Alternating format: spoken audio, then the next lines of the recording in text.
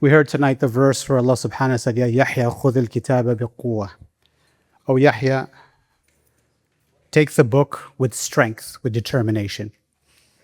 And so how do we hold on to the guidance with strength and determination?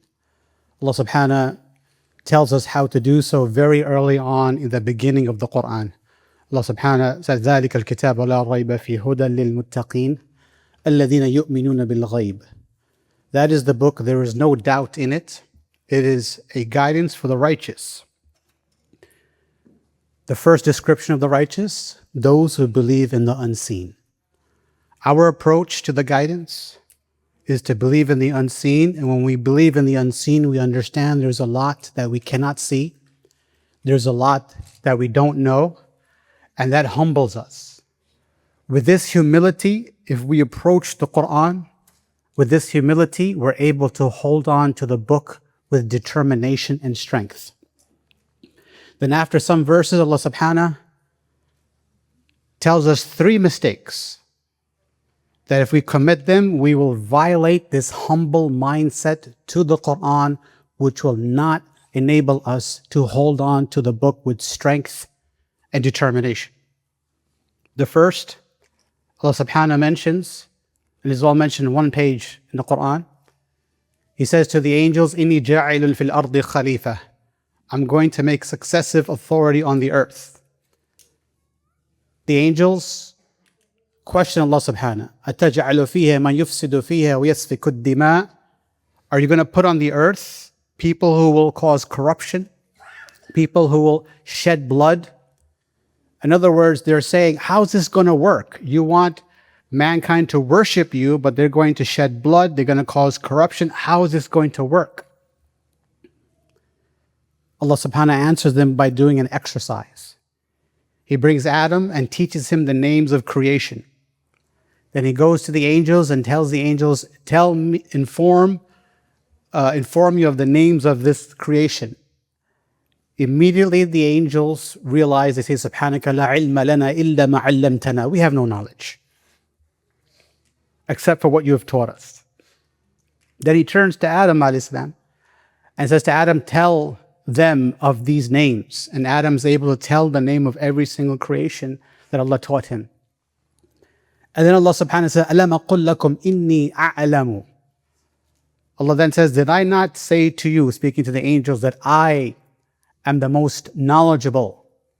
Allah subhanahu could have said here, and this is the key point, that I am the most knowledgeable of everything. But He doesn't say, I am knowledgeable or I know everything.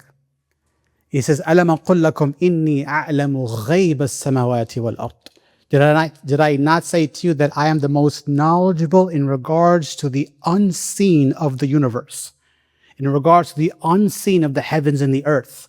Allah subhanahu is reminding the angels of their belief of the unseen, because their belief of the unseen should make them humble, where they should never ever have questioned Allah's commands.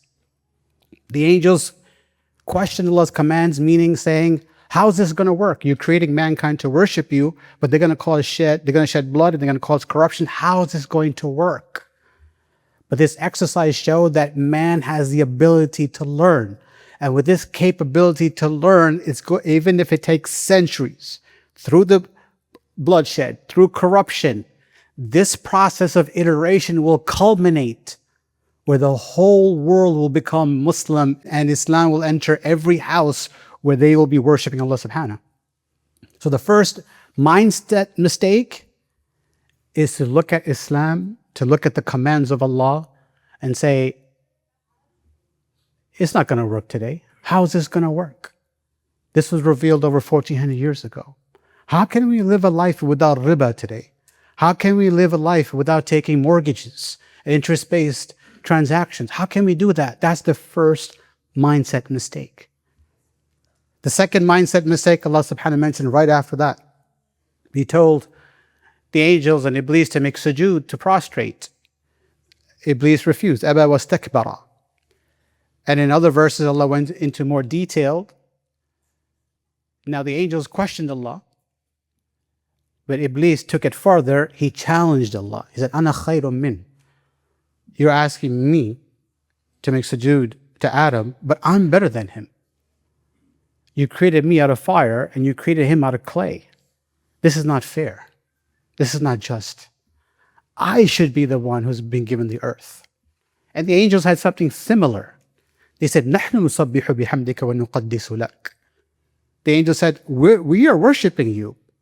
We can be the ones who can take over earth. We will not shed blood. We will not cause corruption. نَحْنُ نُصَبِّحُ بِحَمْدِكَ. We are worshiping you. We can do that. We won't make the mistake that Adam will make. So their questioning was thinking that this is not going to work. Iblis's challenge is saying that Allah, what your commands are not fair. I'm more deserving. So we break the mindset of the humble mindset when we think Islam is not fair. Why is the man made the head of the household? A woman may say, I should be the head of the household. Look at this loser. I could do a better job. A man could say, why do I have to be in charge of 100% of the expenses in the house? We live in America. Everything's 50-50. I want to force her to pay 50% of the expenses of the household, and she must work. This is not fair. The second mindset mistake is to think Islam is not fair. Not everything that is equal will be fair. A person can say, inheritance? No. This is too complicated. I'm going to give all my children, after I die, the inheritance is going to be equal for everybody. Equal is not always fair, and this is not the time to get into that. Equal is not always just. The third mistake, mindset mistake Allah subhanahu wa ta'ala mentioned, is when he told Adam, وَلَا تَقْرَبَ هَذِهِ الشَّجَرَةَ فَتَكُونَ مِنَ الظَّالِمِينَ. Do not get close to this tree, otherwise you'll be amongst the wrongdoers. Now the first two examples, Allah gave examples of commands. This third example is a command of prohibitions. Don't go. وَلَا تَقْرَبَ. Don't go close to this tree. Shaitan came to Adam and said, look, Allah only made this haram for you so you won't become angels, so you won't live forever. It's a problem of fulfillment, a problem of feeling I'm being deprived, a problem of FOMO. And that breaks the mindset of being humble, which doesn't allow you to hold on to the book of Allah strong. And so when we think that we're being deprived of the haram things, missing out on bacon, alcohol, nightclubs, fornication. Why can't I have a boyfriend? Why can't I have a girlfriend? Why can't I date before I get married? I'm missing out on all this stuff. You break that mindset of being humble, because now you're questioning Allah subhanahu's commandments and prohibitions, and that takes you away from the book of Allah. Huda lil muttaqeen. That's why it says it's a guidance for the righteous, because the righteous ask for the guidance. Allah doesn't mention an-nas, the people here, because there are certain people who ask for this guidance. And so our mindset, our approach when we go to the Quran is to make sure we don't make these three mistakes. Number one, don't think Islam will not work.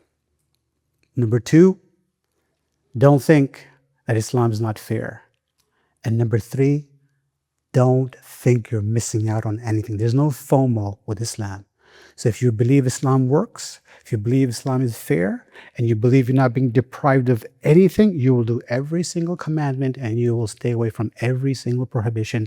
And that's how you hold on to the book of Allah, with quwwah, with strength and determination. Ask Allah subhanahu to enable us to hold on to His book with determination. Wa sallallahu ala nabiyyina Muhammad wa ala alihi wa sahbihi ajma'in.